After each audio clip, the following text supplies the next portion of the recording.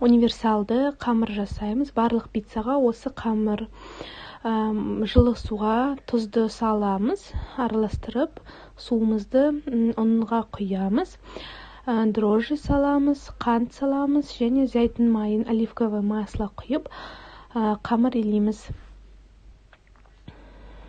Қамырымыз қаттылау болып шығады. Қорықпаңыз, сондай болу керек қамыр. Жақсылап илейміз.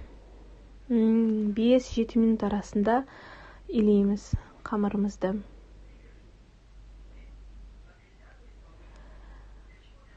Міне осылай видеодағыдай қатты илейміз. Жылы жерге бетін пакетикпен жауып, жарты сағат қалып қоямыз. Міне жарты сағаттан кейін қамырымыз осындай көтерілді. Енді қамырымызды илеп, 1-2 бөлікке бөлеміз. Бұл қамыр 2 пиццаға, қыздар.